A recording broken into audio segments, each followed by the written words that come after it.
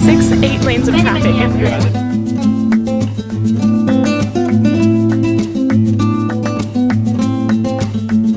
Spent all day pretty much like walking around the city. Argentina is a lot like Spain in the sense that it has like lots of statues and similar architecture, which makes sense.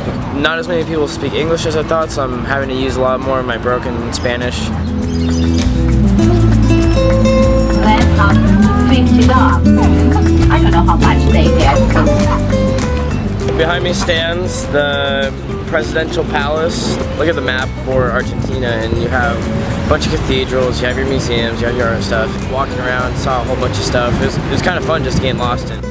Legs are kind of tired today. I wanted to rent out a bike, but you need your passport. In my broken Spanish, about like a good place to do some tango dancing tonight.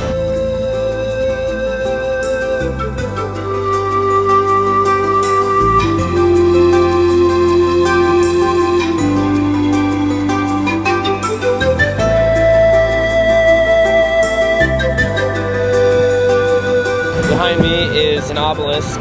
They have them all over the world, like France and in the United States of America. Obelisks are known as Axis Mundis, which means world. So it's like access point in the world. It's the connection between like heaven and earth.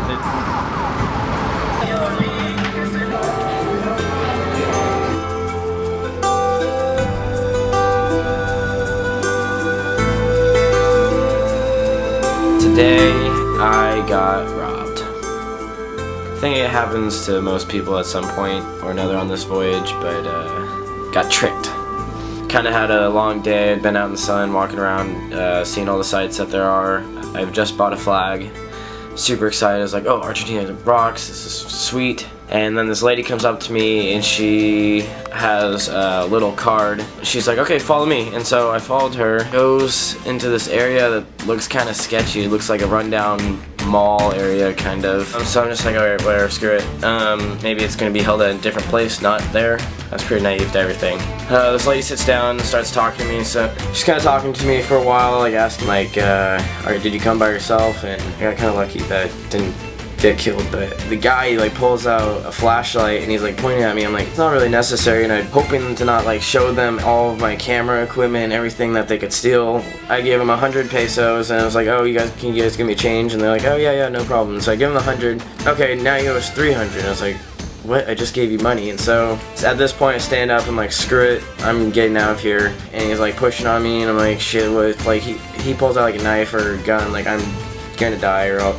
And I just don't want to get my like camera equipment stolen, which is as good as dying as well. And then they're like, okay, give us the rest of your money. So I was like, fuck it. So I gave them my money, and that was, I guess, good enough. And I like got by the guy and just like got through the door. Luckily it wasn't locked, which I thought it might have been locked from the inside. And I was like, so I got out of there and lost like $50 worth of, but that's okay because I saved my life and this camera. Lesson learned, don't follow people that look nice and don't speak English very well because sometimes they don't have good intentions. And don't travel by yourself. And this is worth $50. Not really, but this is the only thing I have in compensation.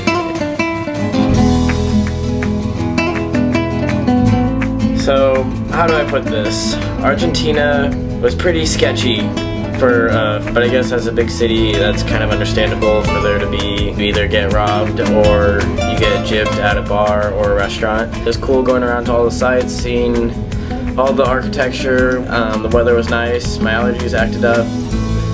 These are all negative things.